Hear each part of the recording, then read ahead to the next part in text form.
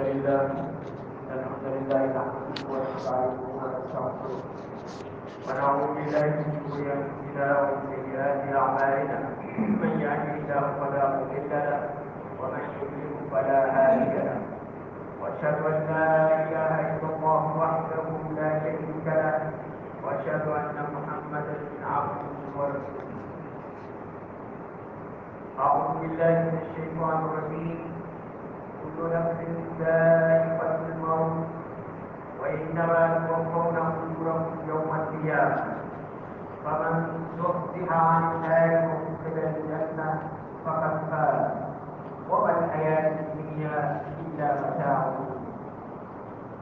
میرے محترم احترام بھائیوں، آپ سے کبھی صاحب نے فرمایا کہ میں بھی اور میرے عزیز بھی سب یہاں آئے تھے اور اپنے انتہائی عزیز بھائی جناب عبد المتین صاحب جو کہ فہیم احمد صاحب کے والد تھے، کل ان کا انتقال ہوا، تدفین ہوئی، میں نہیں پہنچ سکا، سفر لمبا تھا اس کی وجہ سے، لیکن یہ موقع ملا کہ آپ حضرات سے گفتگو کرنے کا موقع مل گیا اور یہ صرف ایک تذکیر ہے، یاد دہانی ہے اپنے لیے بھی، میرے لیے بھی اور آپ کے لیے بھی، کہ جانے والے تو جاتے رہیں گے اور ہم سب نے جانا ہے، کوئی بھی اس دنیا میں ہمیشہ کے لیے نہیں آیا، سب نے جانا ہے۔ اور اس کے بعد جو اصل مسئلہ کیا ہے میرے بھائیوں، وہ یہ ہے کہ اب ہم نے اس کی تیاری کیا کرنی ہے۔ جو جانے والے ہیں ان کا معاملہ تو اللہ کے پاس ہے، جو بھی اللہ تعالیٰ ان کے بارے میں فیصلہ کریں گے وہ ہوگا انشاءاللہ، اور انشاءاللہ ایک مسلمان کے لیے تو اللہ تعالیٰ اچھا ہی فیصلہ کرتے ہیں اور وہ یقیناً سب جب کامیاب ہوں گے۔ اور جو ہمارے بھائی گئے ہیں اللہ تعالیٰ ان کی مغفرت فرمائے، ان کے درجات بلند کرے، ان کو جنت الفردوس میں اعلیٰ مقام عطا فرمائے، اور اسی طرح جتنے بھی ہمارے مسلمان بھائی اور بہنیں گئے ہیں اس دنیا سے تو اللہ تعالیٰ ان کے لیے یہی معاملہ کریں کہ ان کو بہترین جگہ عطا فرمائے۔ ہر مسلمان کی یہی خواہش ہوتی ہے، لیکن میرے بھائی اس کے لیے یہی تیاری کی ضرورت ہے۔ یہی تیاری تو ایک آیت جو میں نے ابھی آپ کے سامنے تلاوت کی ہے کہ جس میں چند چیزیں سمجھنے والی ہیں۔ پہلی بات یہ فرمائی گئی کہ کل نفس ذائقۃ الموت، کہ ہر جان کو موت کا مزہ چکھنا ہے۔ ایک حقیقت ہے، ایک مسلمہ حقیقت ہے۔ کوئی بھی ذی شعور آدمی یہ نہیں کہہ سکتا کہ نہیں میں نہیں مانتا، یہ ہو نہیں سکتا۔ ہر شخص دیکھتا ہے، اپنے گھروں میں دیکھتے ہیں کہ ہمارے بڑے ہیں چاہے چھوٹے ہیں، سب آہستہ آہستہ چلے جاتے ہیں۔ تو لہذا پھر یہ اللہ تعالیٰ نے وہ حقیقت بیان کر دی کہ ہر نفس کو موت کا مزہ چکھنا ہے۔ اور جب یہ حقیقت ہے تو بتانے کا مقصد کیا ہے؟ بتانے کا مقصد یہ ہے کہ جو تم تیاری کرو گے اس کے لیے، جو تم اپنے لیے بناؤ گے وہ تمہارے وہاں پہ کام آئے۔ اور اسی لیے فرمایا کہ وَإِنَّمَا تُوَفَّوْنَ أُجُورَكُمْ يَوْمَ الْقِيَامَةِ، کہ جو بھی تم عمل کرو گے اس کا بدلہ تمہیں وہاں ملے گا، یہاں نہیں ملے گا، وہاں ملے گا۔ یہاں پہ بھی دے سکتا ہے اللہ تعالیٰ، کسی بھی صورت میں دے سکتا ہے، لیکن وہاں پر دے گا، وہاں قیامت کے دن تمہیں اس کا بھرپور اور پورا ہے۔ توفون کا مطلب یہی ہے کہ اس میں کوئی کمی نہیں ہوگی، کسی قسم کی کوئی بھی کم ہو جائے کوئی چیز، یہ ہو ہی نہیں سکتا ہے، ناممکن ہے۔ تو وہ تمہیں توفون اجورکم یوم القیامہ۔ اور اس کے بعد جو فرمایا کہ کامیابی کا راز بتا دیا اللہ تعالیٰ نے، فمن زحزح عن النار، کہ جس کو جہنم سے دور کر دیا گیا، جہنم سے اس کو دور، جہنم اس سے دور، اور وہ بالکل ہی دور ہو گیا اس سے، ومن زحزح عن النار وادخل الجنہ، اور جنت میں داخل کر دیا تو وہی تو کامیاب ہے۔ فقط فاز، وہ ہے فوز مبین، فوز عظیم، سب سے بڑی کامیابی وہ ہے۔ ہم تو اس دنیا میں یہ کامیابیاں دیکھتے ہیں کہ دنیا کی کامیابی مل جائے، ہم جتنے بھی ملازمین ہیں ہم چاہتے ہیں کہ ہمارے گریڈ اوپر ہو جائے، ہماری سینیارٹی لگ جائے، ہمارے لیے ہر دفعہ ہمیں کچھ نہ کچھ ملتا رہے اور دنیا کی چیزیں ملتے رہیں۔ لیکن اللہ تعالیٰ کے ہاں جو فوز مبین ہے، فوز عظیم ہے، وہ یہ ہے کہ جہنم سے بچ جائیں اور جنت سے میں داخلہ ہو جائیں۔ تو یہ فمن زحزح عن النار وادخل الجنة فقد فاز، اور اسی لیے بتا دیا کہ دیکھو دنیا کی کامیابیاں کسی کام کی نہیں ہیں. وَمَا الْحَيَاةُ الدُّنْيَا إِلَّا مَتَاعُ الْغُرُورِ، اور دنیاوی زندگی سوائے دھوکے کے سامان کی اور کچھ نہیں. یہ ایک حقیقت ہے یہ بھی، لیکن ہم مانتے نہیں. ہم سب دنیا چاہتے ہیں، پیسہ چاہتے ہیں، دولت چاہتے ہیں، دولت کے پیچھے بھاگتے ہیں، اس کے پیچھے ہم بھاگتے ہوئے بھاگتے ہیں کسی طرح دنیا مل جائے. اور دنیا ایسی ہے کہ وہ آگے آگے بھاگتی ہے، وہ ملتی نہیں. اسی لیے فرمایا یہ دھوکے کا سامان. کیا کرو گے دنیا جمع کر کے؟ کیوں دنیا کے تم بندے بن گئے، دنیا کے کتے بن گئے، اسی کے پیچھے پڑے رہے. وَمَا الْحَيَاةُ الدُّنْيَا إِلَّا مَتَاعُ. تو یہ تو میرے بھائی یہ بات سمجھنے کی ہے کہ اس میں ہم سمجھ لیں کہ دنیا کیا ہے اور آخرت کیا ہے، اور آخرت کی کامیابی کیا ہے، دنیا کی کامیابی کیا ہے، وہ اللہ تعالیٰ نے بتا دیا ہے. اس کے بعد پھر ایک اور حدیث میں بیان کرنا چاہتا ہوں آپ کے سامنے، تاکہ ہمیں اس زندگی کے بارے میں تو اللہ نے بتا دیا کہ وہ متاع الغرور ہے، دھوکے کا سامان ہے، دھوکے کی گھاٹی ہے، اس کے علاوہ اور کچھ نہیں. ایک اور زندگی ہمارے سامنے آئے گی، وہ ہے برزخی زندگی، قبر کی زندگی. ایک وہ زندگی ہے جو بڑی کٹھن ہے، بہت اس کا سخت راستہ ہے، بہت ہی انتہائی سخت راستہ ہے. اس کے بعد پھر وہ زندگی ہے، وہ آخرت کی زندگی ہے، وہ ہے جس کو ہم سب چاہتے ہیں کہ اس میں ہم کامیاب ہو جائیں. تو اس کے لیے پہلے یہ زندگی ہے، اس کے بارے میں ہی جو کہ نبی کریم صلی اللہ علیہ وسلم نے بتایا ہے، اس کی حدیث میں آپ کو بیان کر دیتا ہوں تاکہ اس میں پھر ہمیں چیز واضح معلوم ہو جائے کہ وہ کیا چیز ہے.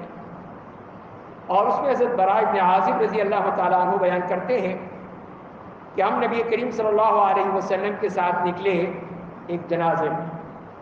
ایک انصاری صحابی انتقال کر گئے تھے، تو ان کے جنازے کے لیے ہم سب پہنچے بقیع میں، جسے جنت البقیع کہتے ہیں. وہاں پر ہم گئے تو جب وہاں پہنچے تو دیکھا کہ قبر تیار نہیں ہوئی، ابھی قبر تیار ہو رہی تھی. تو ہم سب بیٹھے ہوئے تھے، اور جسے فرمایا کہ کأن علی رؤوسنا الطیر، اس طرح بیٹھے ہوئے تھے جیسے کہ ہمارے سروں پہ پرندے بیٹھے ہوئے ہیں. یعنی اتنے ساکت کہ اگر ہم نے سر ہلایا تو پرندے اڑ جائیں گے. اتنے خاموشی، انہمار. ہماری طرح نہیں کہ ہم تو جنازے میں جاتے ہیں وہاں پہ گپیں ہانکتے ہیں، بات چیت ہو رہی ہوتی ہے، ہنسی مذاق ہو رہا ہوتا ہے. تو دیکھتا ہوں، آپ حضرات نے بھی دیکھا ہوگا، کتنے افسوس کی بات ہے. یہ ہمارے لیے باعث عبرت جگہ ہے اور ہم وہاں پہ گپیں ہانک رہے ہیں. تو نبی کریم صلی اللہ علیہ وسلم نے وہاں پہ یہی درس ارشاد فرمایا. تو یہی درس ہے کہ وہاں تو نہیں ہو سکا، یہاں پر یہ ہے کہ ہم ایک یاد دہانی ہو جائے، تذکیر ہو جائے، ہم سمجھ لیں کہ ہم نے آخر کیا کرنا ہے. تو فرماتے ہیں کہ پھر ہم سب بیٹھ گئے اور قبر تیار ہو رہی تھی. تو نبی کریم صلی اللہ علیہ وسلم بھی تشریف فرما ہوئے. ہم آپ کے ارد گرد بیٹھ گئے اور بڑے انہماک سے سوچنے لگے. آپ کے ہاتھ میں ایک لاٹھی یا کوئی ایسی چیز تھی جس سے زمین پہ آپ اس طرح، جسے کوئی سوچنے والا شخص کرتا ہے، اس طرح آپ اس پر کرید رہے تھے. تو پھر آپ نے اپنا سر اٹھایا اور فرمایا کہ استعیذوا باللہ من عذاب القبر، قبر کے عذاب سے اللہ کی پناہ مانگو. ایک دفعہ نہیں، دو دفعہ نہیں، 3 دفعہ فرمایا استعیذوا باللہ من عذاب القبر، استعیذوا باللہ من عذاب القبر. قبر کے عذاب سے اللہ کی پناہ مانگو. تو میرے بھائیوں، وہ لوگ کیا تھے، کتنے اللہ کے محبوب بندے، کتنے نیک لوگ، اس کے باوجود ان کے لیے بھی یہ کہا گیا، ان سے کہا گیا وہ سارے جنتی اللہ کی بشارتیں لیے ہوئے، اور ہم کہاں گناہگار. ہمارے لیے بھی تو کتنی بڑی بات ہے کہ ہم بھی یہی سوچ لیں کہ وہ جو گھاٹی ہے، وہ جو گزرگاہ ہے، وہ بڑی کٹھن ہے، بہت کٹھن ہے میرے بھائیوں. تو فرمایا کہ اسی لیے پھر آپ نے اس کی تفصیل بیان کر دی کہ ایک مومن بندہ جب اپنے آخری سفر پہ ہوتا ہے، دنیا سے جا رہا ہوتا ہے، آخرت اس کی منزل ہوتی ہے، تو فرمایا کہ پھر کیا ہوتا ہے کہ آسمان سے فرشتے آتے ہیں. آسمان سے اللہ تعالیٰ کی طرف سے فرشتے بھیجے جاتے ہیں، بالکل سفید چہرے ہوا، بہت ہی خوبصورت، حشاش بشاش سفید براق کپڑے پہنے ہوئے وہ آتے ہیں. اور اپنے ساتھ کیا لاتے ہیں؟ یہ ہے میرے بھائیوں وی آئی پی ٹریٹمنٹ. یہ ہے وہ وی آئی پی جو اس مومن کے لیے کیا جا رہا ہے. اس کے لیے سارے اللہ کی طرف سے انتظامات کیے جا رہے ہیں کہ وہ آسمان سے جو چیزیں لائے ہیں، آسمان سے جنت سے کفن لائے ہیں اس کے لیے، جنت کی خوشبو لے کر آئے ہیں وہاں سے اس کے لیے، خالی ہاتھ نہیں آئے ہیں۔ تو وہ سب تیاریاں کر کے آئے ہیں، جنت کے کفن میں سے کفن لائے ہیں، جنت کی خوشبو میں سے خوشبو آئے ہیں، اور سب آ کے بیٹھ جاتے ہیں۔ اسے فرمایا کہ مد البصر، جہاں تک نظر جاتی ہے وہاں فرشتے ہی فرشتے ہوتے ہیں، سب آ کے اس استقبال کے لیے کہ اللہ کا ایک نیک بندہ جا رہا ہے، اس کو لے کر جائیں گے، اس کو اللہ کے یہاں پہنچائیں گے کہ اے اللہ تیرا بندہ آ گیا، تیرا بندہ جو ہے یہ ہم لے آئے ہیں، اس کی روح کو لے آئے ہیں۔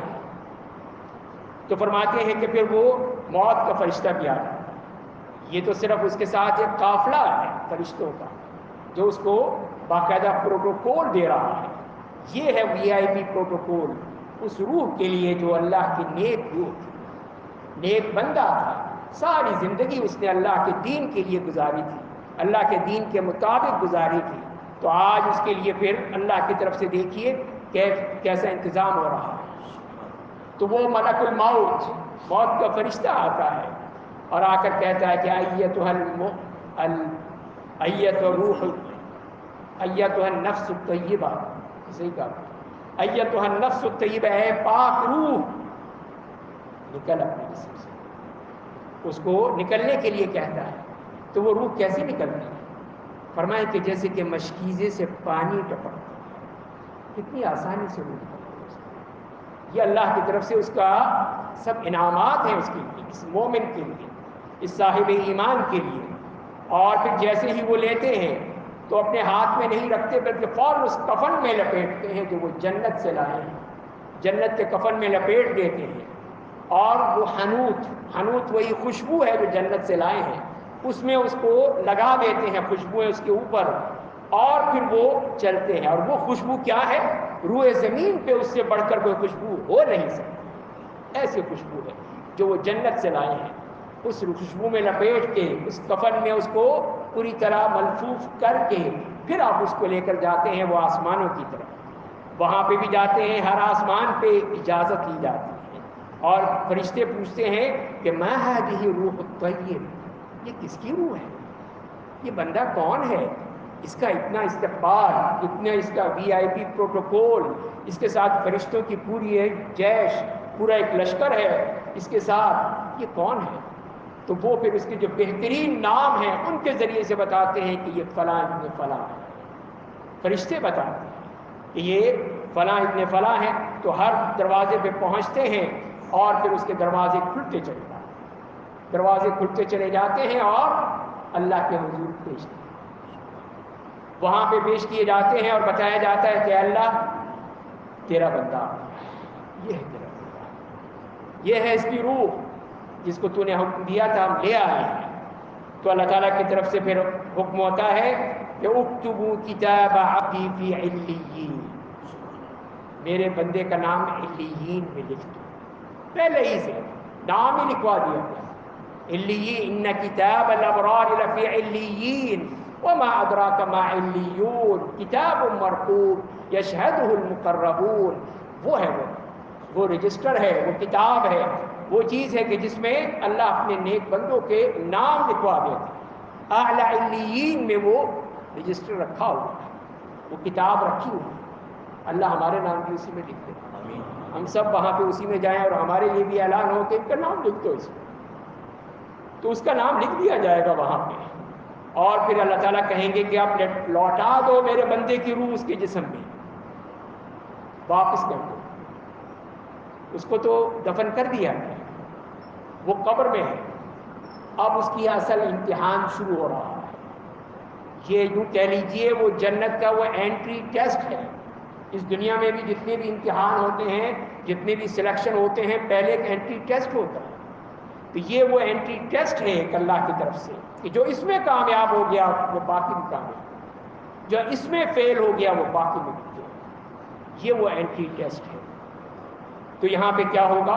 یہ فرمائیں کہ جب وہ روح واپس لوٹا دی جاتی ہے اس کے جسم میں، وہاں آ جاتی ہے، تو پھر دو فرشتے آتے ہیں، اس کو بٹھاتے ہیں، اس میت کو بٹھاتے ہیں اور اس سے پوچھتے ہیں سوالات. پہلا سوال، من رب، تیرا رب کون ہے؟ بتا تیرا رب کون ہے؟ فیقول ربی اللہ. مومن ہے، یہ صاحب ایمان ہے، کوئی رٹا لگا کے نہیں آیا، یہ دل سے اس کا ایمان ہے، دل سے، زبان سے فوراً نکلتا ہے کہ ربی اللہ، میرا رب اللہ ہے. اللہ تعالیٰ ہمیں بھی توفیق دے. تو اس کے بعد دوسرا سوال آتا ہے فیقولون لہ ما دینک. فرشتے پوچھتے ہیں، یہ دونوں فرشتے، کہ تیرا دین کیا تھا؟ تو دیکھیں کیا پوچھا ہے، دین پوچھا ہے. کوئی فرقہ نہیں پوچھا، کوئی مذہب نہیں پوچھا، دین کا پوچھا کہ تیرا دین کیا تھا. وہ کہے گا دینی الاسلام، میرا دین اسلام. ان الدین عند اللہ الاسلام، یہی تو دین ہے اصل اسلام کا، اور یہی میرا دین ہے جو اللہ نے میرے لیے منتخب کر لیا، میرے لیے منظور کر لیا. آج میں اسی دین پہ ہی مرا ہوں، اسی دین پہ ہی یہاں آیا ہوں. یہی دین مجھے آگے لے کر جائے گا، دین الاسلام. تیسرا سوال کہ اس شخص کے بارے میں کیا جانتے ہو جو تمہاری طرف آیا تھا؟ ہم نے ایک بندہ بھیجا تھا تمہاری ہدایت کے لیے، جانتے ہو اس کو، وہ کون تھا؟ تو وہ فوراً کہے گا کہ ہوا رسول اللہ صلی اللہ علیہ وسلم، کہ وہ اللہ کے رسول تھے. جانتا ہے، ایمان ہے اس کے دل میں، جاگزی ہے ان کی محبت، اس کے ایمان کا حصہ ہے. وہ کیسے بھول سکتا ہے؟ وہ نہیں بھولے گا، فوراً کہے گا کہ ہوا رسول اللہ صلی اللہ علیہ وسلم، وہ اللہ کے رسول تھے. یہ 3 سوال ہو گئے. چوتھا سوال، تو اس سے پوچھتے ہیں کہ وما علمک، اپنی ڈگری بھی تو بتاؤ، یہ کہاں سے سیکھ کر آئے ہو؟ کیا سیکھا ہے؟ کہاں سے لیا ہے؟ بتاؤ ذرا، یہ بھی بتا دو ہمیں. تو کہیں قرأت کتاب اللہ فآمنت به وصدقت، میں نے اللہ کی کتاب پڑھی، میں اس پر ایمان لایا ہوں، اس کی میں نے تصدیق کی ہے. یہ ہے مومن بندہ، اللہ کی کتاب کو پڑھنے والا. صرف رمضان میں تراویح میں نہیں سن لی اس نے، وہ ہمیشہ اللہ کی کتاب پڑھتا ہے، قرآن پڑھتا ہے، غور کرتا ہے، ترجمہ سمجھتا ہے، سمجھنے کی کوشش کرتا ہے. تو یہی اس نے کہا کہ میں نے وہ کتاب پڑھی ہے. تو پھر کیا ہوتا ہے؟ آسمان سے پھر ندا، فَيُنَادِي مُنَادٍ مِّنَ السَّمَاءِ، آسمان سے ایک ندا آ جاتی ہے، پاس رزلٹ آ رہا ہے، یہاں کا رزلٹ، پہلا رزلٹ وہ آ رہا ہے. فَيُنَادِي مُنَادٍ مِّنَ السَّمَاءِ، آسمان سے پھر یہ پکارنے والا پکارتا ہے، ان قد صدق عبدی، میرے بندے نے سچ کہا. 100% نمبر مل گئے، پاس ہو گیا. یہ میرا بندہ پکا ہے، سچا ہے، جھوٹ نہیں بولا اس نے، غلط بات نہیں کی، بالکل سچ کہا. تو فرمایا کہ کیا کرو؟ فَافْرِشُوهُ مِنَ الْجَنَّةِ، جنت میں اس کے لیے بستر لگا دو، اس کے لیے جگہ تیار کر دو. وَأَلْبِسُوهُ مِنَ الْجَنَّةِ، جنت کا لباس اس کو پہنا دو. وَافْتَحُوا لَهُ بَابًا إِلَى الْجَنَّةِ، جنت سے ایک کھڑکی اس کے لیے کھول دو. دیکھ لو میرے بھائی، کس طرح اللہ تعالیٰ کی طرف سے انتظامات ہو گئے میرے اس بندے کے لیے، کہ میرے بندے کو دے دو سب کچھ، اس کا بستر بھی بچھا دو. یہ تو ابھی قبر میں ہے، لیکن یہ ٹیسٹ پاس کر چکا ہے، گھاٹی عبور کر چکا ہے، نکل چکا ہے اس مرحلے سے. تو اب اس کے انعامات اللہ کی طرف سے دے دیے گئے. اس کے لیے وہ جنت کا بستر، جنت کے لباس، جنت میں کھڑکی کھول دو کہ دیکھتا رہے اپنی جنت میں جگہ. وہاں سے اس کے لیے خوشبوئیں آتی رہیں گی، وہاں سے اس کی خوشبو آئے گی جنت کی، جنت کے مزے وہاں سے دیکھے گا، وہ وہاں پہ رہے گا. اور فرمائے کہ اس کے بعد اور پھر یہ بھی کہ اس کی قبر کو وسیع کر دیا، قبر میں وسعت کر دیا، کوئی تنگی نہیں، کوئی سختی نہیں اس کے ساتھ، اس کی قبر بھی اللہ نے وسیع کر دی. تو فرمایا کہ اس کے بعد ایک شخص آئے گا، ذرا غور سے سنیے گا اس کو. ایک شخص آئے گا کہ فرمایا کہ بہت ہی خوبصورت، بہت ہی اچھے کپڑے پہنے ہوئے، خوشبو لگائی ہوئی. تو وہ اس سے کہے گا کہ ابشر ھذا یومک الذی کنت توعد، کہ یہ ہے تیرا دن. وہ شخص سے آ کر کہے گا اس مومن سے کہ یہ ہے وہ دن کہ جس کے لیے تجھ سے وعدہ کیا گیا تھا، یہاں اللہ نے وعدہ کیا تھا کہ تجھے وہ دے گا، اور تو وہ پوچھتا ہے بھائی تو کون ہے، تو یہاں پہ کیسے آ گیا؟ قبر میں تو یہاں پہ کوئی بھی جگہ ہی نہیں ہے اتنی کسی اور کی، تو کہاں سے آ گیا؟ تیرا چہرہ بھی بڑا خوبصورت، اور وہ چہرہ جو کسی بشارت کے لیے آتا ہے، خوشخبری لے کر آتا ہے، تو بتا تو صحیح میں تو ہے کون؟ دیکھیے وہ کیا جواب دیتا ہے، وہ کہتا ہے کہ انا عملک الصالح، میں تیرا نیک عمل۔ یہ دیکھیے میرے بھائی، یہ ہے نیک عمل جو ہمارے ساتھ جا رہا ہے، یہ ہے وہ ہماری کمائی جو ہم نے کمائی ہے اس دنیا میں، وہ ہمارے ساتھ جائے گی۔ وہ پیسہ، وہ دولت، وہ بینک بیلنس، وہ پلاٹ، وہ پلازے، کوئی چیز نہیں جائے گی۔ لاکھوں کروڑوں کمانے والے دنیا سے گئے ہیں تو کیا لے کر گئے؟ دیکھ لیجیے، کسی پہ آپ مجھے بتا دیجیے کہ اپنے ساتھ کچھ لے کر گیا، ایک تھیلا نہیں لے جا سکتا۔ اسی لیے کہتے ہیں نا کفن میں جیب نہیں ہوتی، کچھ نہیں لے کر، ساری زندگی وہ کماتے رہے، ایک ایک پیسہ کماتے رہے، لیکن کچھ نہیں لے کر گئے۔ کیا لے کر گئے؟ یہ چیز، یہ عمل، یہ ہے ساتھ جائے گا۔ اسی لیے وہ کہے کہ انا عملک الصالح، میں تیرا نیک عمل، میں تیرے ساتھ جاؤں، تجھے لے کر چلوں۔ یہی وہ کرنسی ہے جس کے مطابق سارے اعمال چلیں گے، اب ساری لین دین ہوگی، جتنے بھی ٹرانزیکشنز ہیں وہ سب اس کرنسی سے ہوں گے، اور کوئی کرنسی نہیں ہے، کچھ نہیں ہے، جو بھی ہے عمل کی بنیاد پر۔ تو فرمائے کہ اب اس کے بعد جب وہ یہ آتا ہے تو وہ کہتا ہے کہ رب اقم الساعہ، رب اقم الساعہ، اے اللہ قیامت قائم کر دے۔ جنت کی خواہش سے جنت میں جانا ہے، اسے اپنے گھر جانا ہے، اس کو جلدی ہے، تو وہ اپنے رب سے کہہ رہا ہے یا رب اقم الساعہ، یا رب اقم الساعہ، اے میرے رب قیامت قائم کر دے، میں جاؤں اپنے گھر، مزے کروں، میرے گھر منتظر ہے میرا۔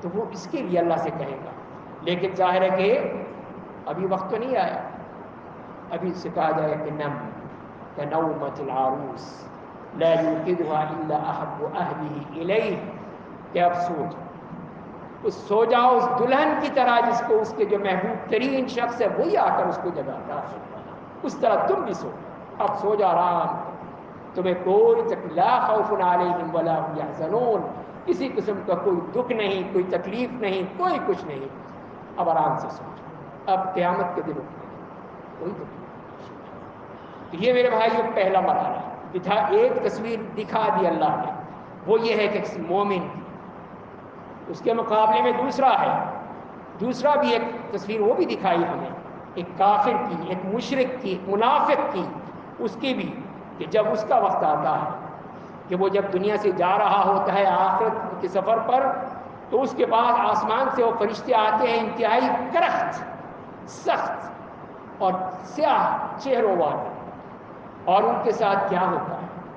کوئی کفن نہیں لائے، ایک بورا اٹھا کر لے آئے ہیں اس کے، جو کوئی آپ دیکھتے ہیں کوئی گندم کے اس میں ڈالی جاتی ہے، کوئی چنے ڈالے جاتے ہیں، کوئی چیزیں اس طرح کا ایک بورا بالکل پرانا پھٹا ہوا، وہ بورا لے کر آتے ہیں، اور پھر اس کے پاس آ کر بیٹھ جاتے ہیں وہ فرشتے، یہاں تک کہ پھر موت کا فرشتہ آتا ہے، وہ اس کے سر کے پاس بیٹھ کر کہتا ہے کہ ایتھا النفس الخبیثہ اخرجی الی سخط من اللہ، کہ بدترین خبیث روح نکل اپنے جسم سے اللہ کے غصے کی طرف، اللہ کے غضب کی طرف۔ اس کے لیے تو رضوان تھی، اس کے لیے غصہ ہے، غضب ہے، اللہ کا عذاب ہے اس شخص کے لیے۔ تو یہی اسے فرشتے کہیں گے کہ نکل اب باہر، اب تو وہ روح نکلنے نہیں چاہیے، جسم میں پھیلنا شروع کر دے گی، جسم میں کبھی ادھر کبھی ادھر بھاگے گی کہ میں نہیں، نکلنے کی بات نہ مت کرو۔ تو وہ کیسے نکالیں؟ اس کی بھی مثال دی ہے۔ مثال یہ دی ہے کہ اگر لوہے کی سلاخ پہ آپ کوئی روئی یا اون لپیٹ دیں اور پھر اس کو اتاریں تو کیسے اتاریں؟ کھینچ کے اتاریں، وہ چیز اترے گی نہیں، مشکل سے وہ چیز اترے گی اس لوہے کی سلاخ پہ جو لگی ہوئی۔ وہی مثال دی کہ اس کے بعد جیسے وہ روح اس کے نکال دیں گے اس کے جسم سے کھینچتے ہوئے، اور پھر اسی بورے میں ڈال دیں گے، اس بدبودار بورے میں، کہ وہ بدبو ہوگی جو روئے زمین پہ ایسی گندی بدبو نہیں ہو سکتی، ایسی غلیظ ترین بدبو جو اس میں سے نکل رہی ہوگی، اس میں اس کو ڈال کر وہ لے جائیں گے۔ اور پھر جب وہ جائیں گے فرشتے پوچھیں گے ما هذه الروح الخبیث، یہ کون سی خبیث روح لے آئے تم، یہ کس کی خبیث روح ہے، کس گندے شخص کی ہے، کس کافر کی، کس منافق کی تم لے آئے ہو؟ تو وہ اس کا جو گندے سے گندا نام ہوگا وہ اس سے کہیں گے کہ یہ فلاں شخص ہے۔ لیکن اب راستہ تو نہیں کھلے گا، دروازے تو نہیں کھلیں گے۔ لا تفتح لهم ابواب السماء ولا يدخلون الجنة حتى يلج الجمل في سم الخياط۔ اللہ تعالیٰ یہی فرما رہے ہیں، ان کے لیے آسمان کے دروازے نہیں کھولے جائیں گے، دم بالکل بند، کوئی دروازہ نہیں کھلے گا، ایک دم بند کر دیا۔ اور نہ تو جنت میں داخل ہو ہی نہیں سکتے، ناممکن ہے جب تک کہ اونٹ سوئی کے ناکے سے نہ نکل جائے، ناممکن بات فرما دی اللہ تعالیٰ نے۔ اسی لیے اس کے لیے کوئی نہیں، بس یہیں پہ کھڑے۔ اور پھر آگے آرڈر اللہ تعالیٰ کی طرف سے اکتبوا کتابہ فی السجین، سجین میں اس کا نام لکھ دو، ان کتاب الفجار لفی سجین وما ادراک ما سجین۔ تو یہی سجین جو اس قسم کے ایسے کافروں، مشرکوں، منافقوں کے لیے، اس میں نام لکھ دو جو بالکل تہ میں ہے، اس زمین کی تہ میں اس کے کہاں وہ علیین وہ مومن، کہاں یہ کافر، زمین کے سب سے نیچے تلے میں اس کا جگہ رکھی گئی ہے۔ اور پھر فرمایا آپ نے یہ آیت تلاوت فرمائی وَمَن يُشْرِكْ بِاللَّهِ فَكَأَنَّمَا خَرَّ مِنَ السَّمَاءِ فَتَخْطَفُهُ الطَّيْرُ أَوْ تَهْوِي بِهِ الرِّيحُ فِي مَكَانٍ سَحِيقٍ۔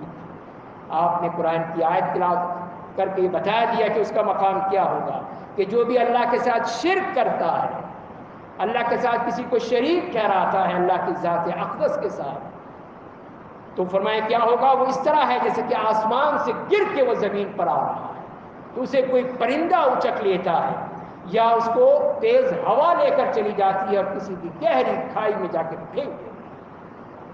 یہ ہے اس کا انجام اس شخص کا، کہ جو اللہ کے ساتھ کسی کو شریک ٹھہرا رہا ہے، اللہ کی وہ ذات واحد الاحد جس کا کوئی شریک نہیں، اس کے ساتھ کوئی شرک کرتا ہے، یہ مشرک ہے نہیں، اس کے لیے کوئی مقام نہیں، کوئی جگہ نہیں ہے، نکال کے پھینک دیا۔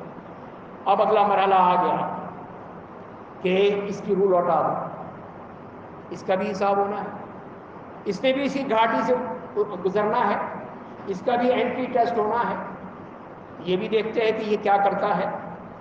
تو فرمائے کہ اس سے بھی وہی سوال ہوا من ربک، بتا تیرا رب کون ہے۔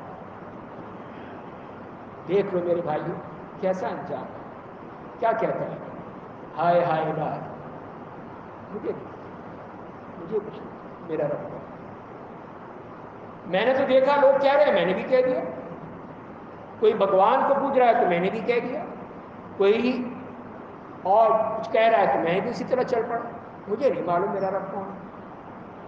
من ربک یہ ایک لفظ نہیں کہہ سکتا، اس لیے کہ اس نے اس میں ایمان لایا ہی نہیں، اللہ پر ایمان نہیں لایا، اللہ کی کتاب کو نہیں مانا، اللہ کے رسول صلی اللہ علیہ وسلم کو نہیں مانا، ان سے محبت نہیں، تو وہ کیا کرے گا، تو فیل ہو گیا۔ من ربک جواب ہی نہیں ہے۔ اس کے بعد دوسرا سوال بھی ہوگا، سوال پورے ہوں گے، چھوڑیں گے نہیں بولو۔ دوسرا سوال کہ اب یہ بتا تیرا دین کیا ہے، وہی جواب ہے اس کے پاس، ہاں ہاں لا ادری، مجھے تو کچھ نہیں، میرا دین کیا ہے، میں تو بس ایک ریوڑ کی طرح جا رہا تھا، لوگ جا رہے تھے میں بھی چل رہا تھا، کوئی کچھ کہہ رہا ہے میں بھی اس کے ساتھ، جہاں پہ بھی آیا وہیں پہ ہی اپنی جبین نیاز کو ٹیک دیا، چاہے کسی کی قبر پر ہے یا کسی خانقاہ پہ ہے، کہیں پہ بھی ہے، میں نے تو کچھ نہیں دیکھا۔ تو اچھا تیسرا جواب بھی دے دو پھر کہ یہ شخص کون ہے جو تمہارے پاس بھیجا گیا تھا، وہی جواب ہاں ہاں لا، کوئی بھی ریٹ میں نہیں، پتہ نہیں کون تھا۔ اب یہ حالت یہ ہو گئی کہ اب وہ پھر ناکام، اسی لیے فرمائیں کہ وہاں سے پھر آسمان سے اس کے لیے بھی آواز آ گئی ان کذب عبدی، میرے بندہ جھوٹ بول رہا ہے، جھوٹا ہے یہ شخص، کوئی صحیح جواب نہیں دیا۔ مومن تو فرق بول رہا تھا، اس لیے کہ اس کے دل میں ایمان تھا، یقین تھا، اسے کوئی شک نہیں تھا اللہ پر نہ اللہ کے رسول پہ. اور یہ جھوٹا شخص، اسی نے فرمایا کذب عبدی، میرے بندے نے جھوٹ بولا ہے، فافرشوا له من النار، جہنم کا بستر بچھا دو اس کے لیے، وافتحوا له بابا من النار، جہنم سے ایک دروازہ کھول دو، وہاں سے اس کی تپش اس کے پاس آئے گی، لو اور لپٹ اس کے پاس آئے گی، اس کی گرمی آئے گی، اس کی قبر کو اس طرح بھیج دو، تنگ کر دو، یہاں تک اس کی پسلیاں دیکھ جسے میں بےبس ہو گیا. دیکھ لو میرے بندے، میرے بھائیوں کی یہ ہے ایسے شخص کی حالت، کہ اس کے لیے فرمایا کہ نہیں، تیرے لیے کوئی یہاں پہ ابرور یاد نہیں ہے، دنیا میں دیکھ لیا، سب کچھ دے دیا تھا، کھانے کو بھی دیا، پینے کو بھی دیا، سب کچھ دیا، لیکن تو نے اپنے رب کو نہیں پہچانا. تیرے رب نے کیا کچھ نہیں دیا تجھے کہ تو نے نہیں پہچانا، تو آج تیرے لیے کوئی رعایت نہیں، کسی قسم کی رعایت نہیں. اب اس کے پاس بھی ایک شخص ہے، بہت ہی بدصورت چہرہ، بہت ہی گندے لباس، بدبودار، اور وہ کہے گا کہ اس سے کہ آج تجھے پتہ چلے گا، آج یہ وہ دن ہے تیرے لیے، بدترین دن جس کا تجھ سے وعدہ کیا جاتا تھا. تو وہ پوچھے گا من انت، تو کون ہے، تو یہاں پہ کہاں سے آ گیا، تو کون ہے؟ تو وہ کہے کہ انا عملک الخبیث، میں تیرا خبیث عمل ہوں. اس کا عمل بھی ساتھ چاہتا ہے، اس کافر کا، اس منافق کا، اس مشرک کا عمل بھی اس کے ساتھ چاہتا ہے. اسی لیے وہ کہے گا کہ میں تیرا خبیث عمل ہوں، اب میں تیرے ساتھ ہی چاہتا، جو مرضی کر لے. اب یہاں کوئی کام نہیں، کسی کی سفارش نہیں چلے گی. اللہ تعالیٰ کہہ چکے، پہلے ہی بتا چکے ہمیں قرآن، کوئی پرچی نہیں چلے گی، کوئی کسی کی طرف سے فون نہیں آئے گا کہ چھوڑ دو اس کو، ہمارا ہے یہ نہیں. اب یہاں سے تو جانا پڑے گا تجھے وہیں پہ. تو پھر جو فرمائے کہ یہ اس کا معاملہ ہوگا، تو وہ کہے گا یا رب لا تقم الساعة، اے میرے رب قیامت مت کر. وہ تو کہہ رہا تھا اقم الساعة، لیکن یہ کہہ کہ نہیں میری قیامت مت کر. اسے پتہ ہے کہ اب کیا ہوگا، اس کو جہنم میں پھینک دیا جائے گا، جہنم میں جلا دیا جائے گا، اور پھر وہیں سے اس کے عذاب کا سلسلہ شروع ہو جائے گا. تو نبی کریم صلی اللہ علیہ وسلم جیسے فرماتے ہیں کہ اگر تم، مجھے ڈر ہے کہ اگر تمہیں میں نے بات بتا دی کہ جو قبر میں عذاب ہوتا ہے ان لوگوں کا، تو تم اپنے مردے دفنانا چھوڑ دو، اپنے مردے نہیں دفناؤ گے. وہاں پہ بھی پھر وہ ایسے فرشتے ہوں گے جن کے پاس وہ ہتھوڑے ہیں، لوہے کے ہتھوڑے ہیں، جس کے ذریعے سے وہ اس کے دماغ کو کوٹ دیں گے، اس کو چکنا چور کر دیں گے. اس کی چیخیں ایسی ہیں کہ جو جن اور انسان کے علاوہ ساری مخلوقات سنتی ہیں، لیکن اللہ کی رحمت ہے کہ اس نے ہمیں محفوظ رکھا.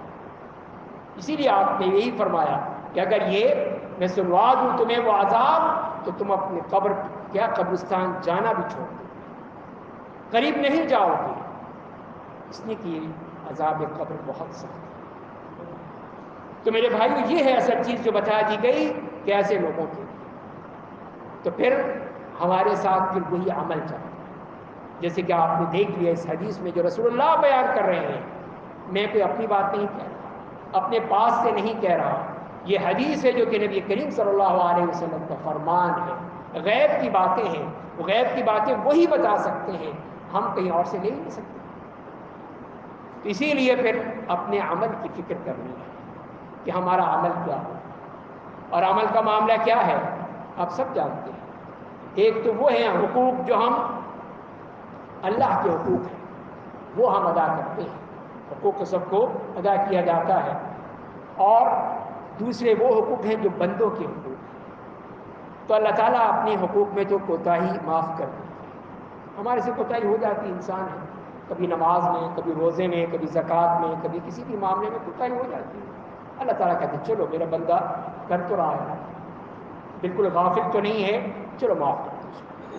لیکن میرے بھائی یہ بندوں کے حقوق وہ اللہ تعالیٰ معاف نہیں کرتے، وہ معاف نہیں ہوں گے. اس کے لیے پھر وہی میزان جو میں نے عرض کیا آپ کو کہ وہی عمل، وہی کرنسی ہے کہ وہاں پہ اسی کے ذریعے سے حساب کتاب ہوگا. کہ وہ ظالم شخص جس نے ظلم کیا اس دنیا میں، کسی کو قتل کیا، کسی کو چوری کی، کسی کا ڈاکہ ڈالا، کسی کو لوٹا تھا، کسی کو مارا تھا، کسی کو گالیاں دی تھی، کسی کو تانے دیے تھے، وہ سب آ اپنے رب کے پاس، اے ہمارے رب، اس نے ہمارے ساتھ یہ ظلم کیا ہے، یہ ظلم کیا ہے، یہ ظلم کیا ہے۔ جو بھی ہوگا جس کے ساتھ، چاہے اس کی بیوی ہو، اس کی بچیاں ہوں، اس کی بہنیں ہوں، جس کا اس نے مال کھا گیا تھا، یتیم بچوں کا مال کھا گیا تھا، اپنی بیٹیوں کا حصے کھا گیا تھا، سب آیا۔ تو اللہ تعالیٰ کیا کہے؟ تو یہی وہی میں نے بتایا، ایک کرنسی ایک ہی ہے۔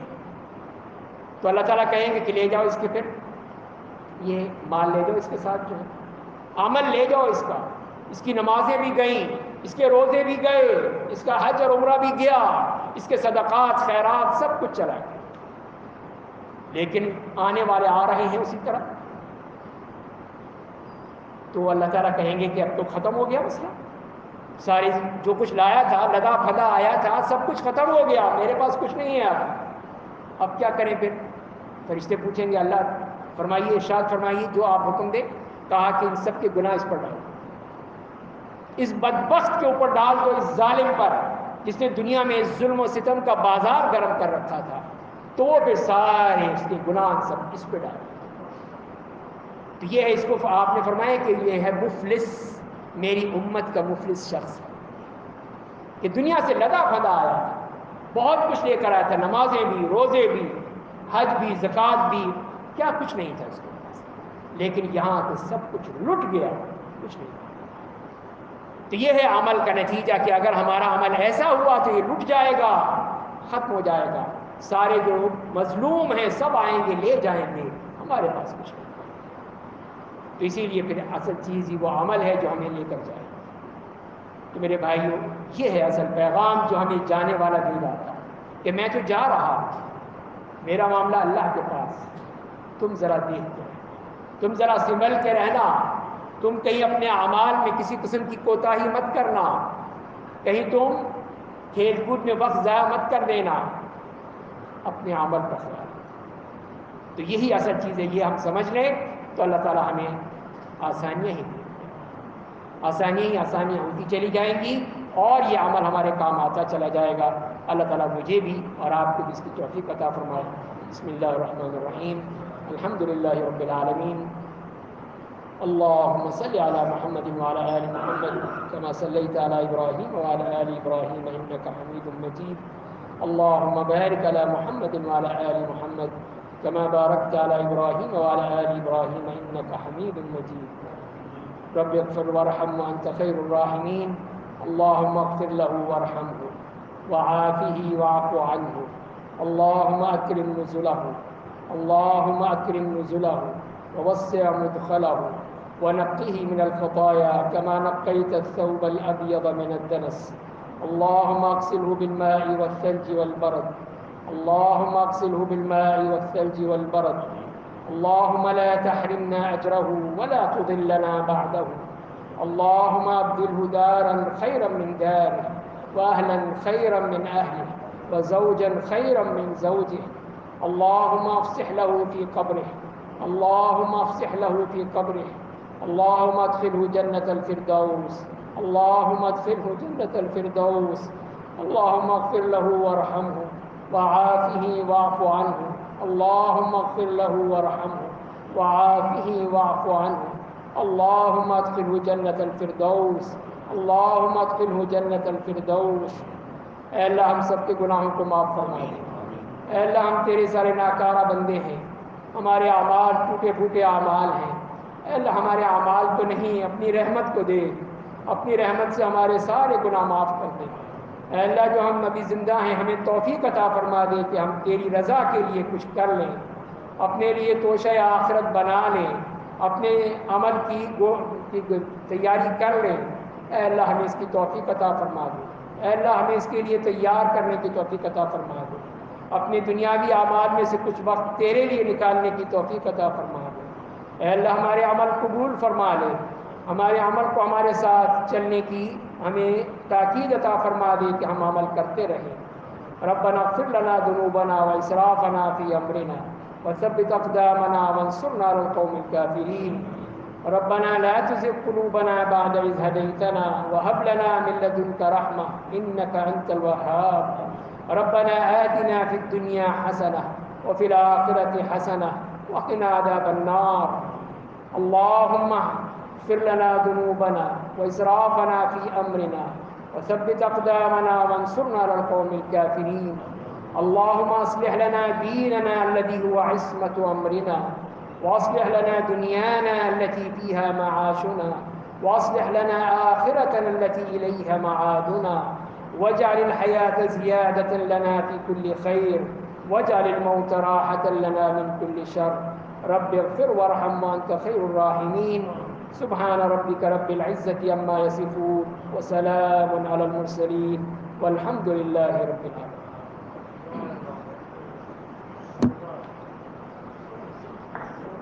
بہت شکریہ.